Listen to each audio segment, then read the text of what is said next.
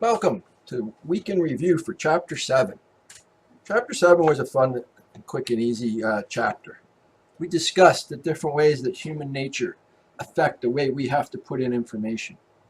As we looked at, we have to deal with every human being different. There's human nature. We want to help people. So what happens is social engineering becomes an effect.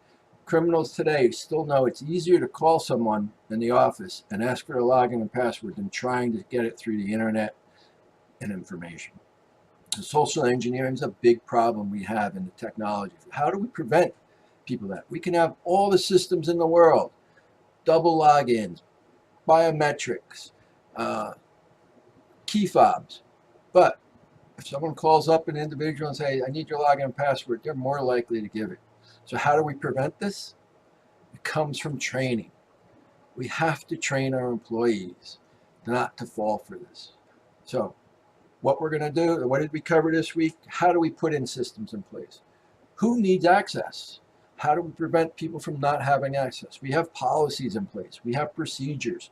If someone needs access to the accounting department, how many people should sign off on it? How many managers should sign off on it? What do we do if someone quits? Well, that's one set of procedures. They quit, we give them a week grace period, they're still going to do their job, something on that order.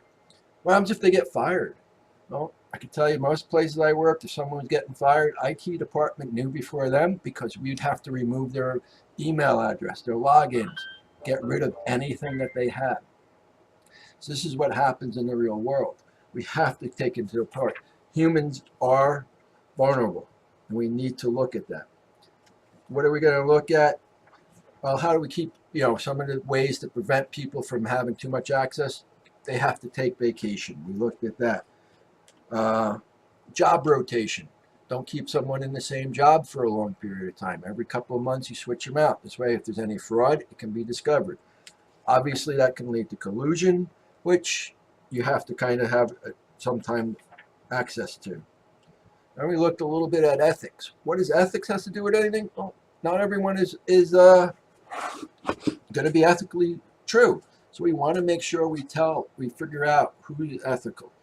Bernie Madoff is a good example. How unethical was he in his collapse of everything? So that's what we covered this week. So what did you have do?